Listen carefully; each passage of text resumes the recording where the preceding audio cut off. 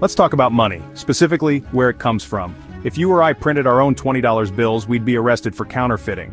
Yet the government does something similar every day, legally, through its central bank.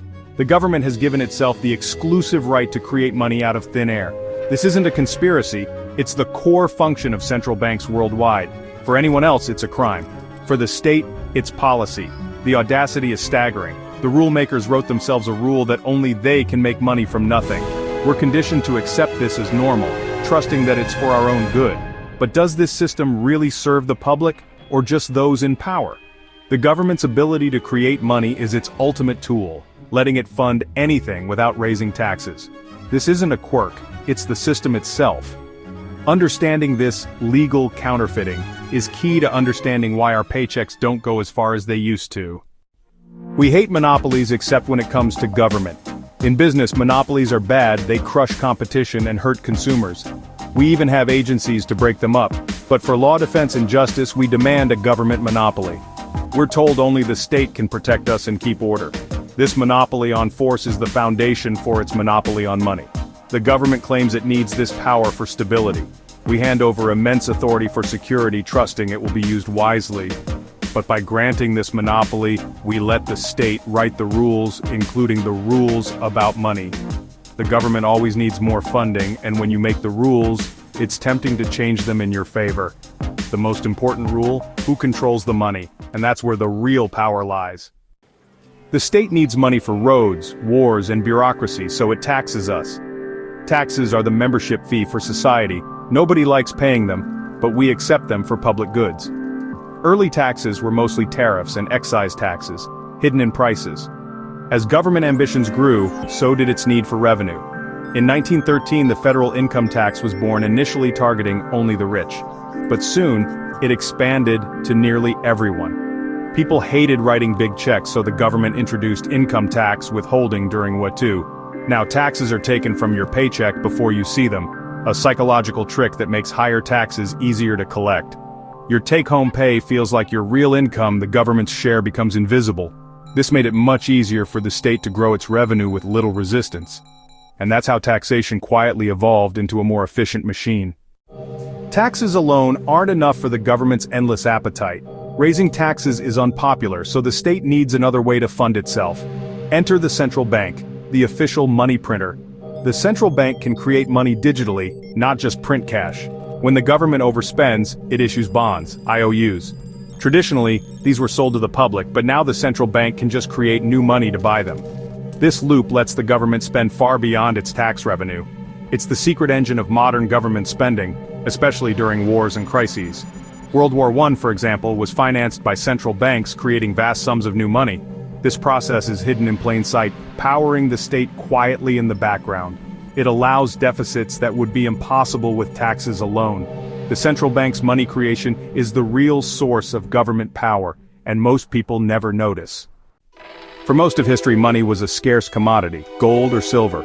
Coins had real value based on their metal content. Early paper money was just a receipt, redeemable for gold. The gold standard limited how much money governments could create, but governments hated limits, so they found ways to cheat, like debasing coins or printing more paper than they had gold. During wars, they'd suspend gold redemption and print more money.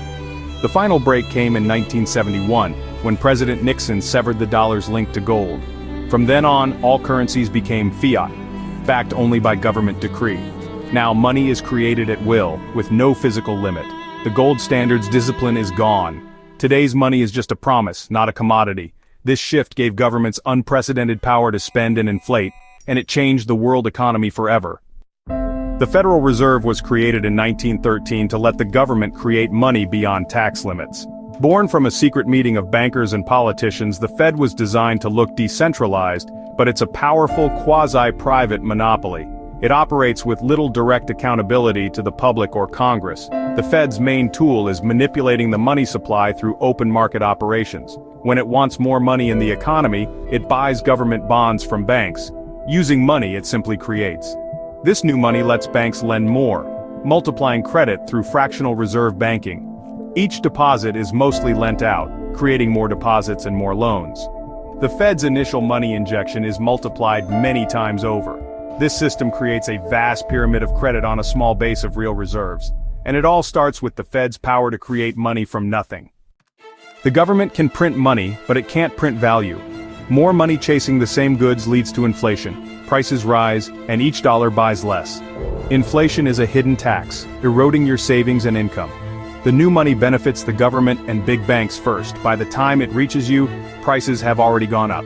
This is called the Cantillon effect, a hidden wealth transfer to the connected elite. That's why many people feel stuck even as they work harder. Your wages may rise, but their purchasing power is diluted. Your grandparents' money held its value. Today's money is designed to lose value over time. This slow debasement funds the state invisibly. It's the most regressive tax of all. If this system is so unfair, why isn't there outrage? The answer: complexity and conditioning. The process is made boring and technical with jargon that discourages questions. The media treats central bankers as untouchable experts. Inflation is slow and subtle, so we adapt and blame other causes. Most people trust the system, believing it's managed for the public good. This ignorance and trust shield the system from serious challenge. We're stuck with a government monopoly on money, funded by hidden inflation.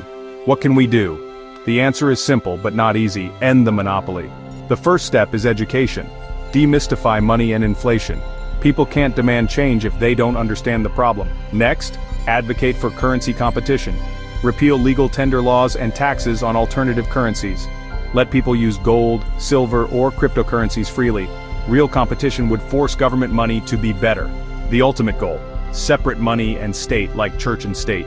Free market money would restore individual power and end the invisible tax of inflation. It's not radical. It's a return to sound money and real liberty.